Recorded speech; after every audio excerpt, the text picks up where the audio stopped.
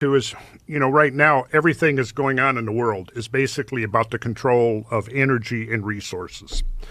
And if there was a way of technology or energy that could do an end run around this idea that we live in a Malthusian reality and we have to have this, fight to the end over who's going to control the energy and who's going to control the resources, it would render our entire foreign policy, our military policy, all of that irrelevant. And from what I've seen about, and my evolving opinion about the possibility of there being ancient technology, that if there was an ancient technology, it should be possible to recover it. Yeah. And what I've seen in the last half a decade or more has initially skeptical, but as I've learned more, gone arduously through these patents and things, I've become convinced that, there is something here. There's something here, that there are people who have been working on these things, and they would like. My role, as they've requested to me, is these guys are academic scientists, inventors. One of them's a geophysicist. A couple of people that I've met recently who are putting the money up into this are basically in the energy industry, who have seen the prototypes. I had a meeting in about a month ago, early October, with 4 gentlemen that are putting the money into this, developing these prototypes. One of them said to me, well, when I first heard this, I didn't believe this was possible. But he says, I've seen the machines, I've seen the technology work. I'm now convinced.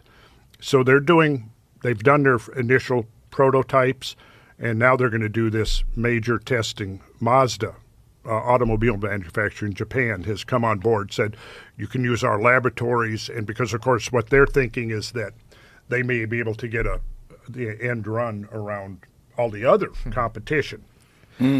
And one of the things, and when I come back, we can look into this. I've got the videos of testing the prototypes, like taking one of the gentlemen that I met with his nephew or son-in-law, mechanical engineer, who took one of the devices, and it took 4 hours. They retrofitted a internal combustion engine, because what this device does is it recycles all of the waste products, heat products, carbon dioxide, everything that's coming out of an internal combustion engine gets captured and recycled and converted back to energy.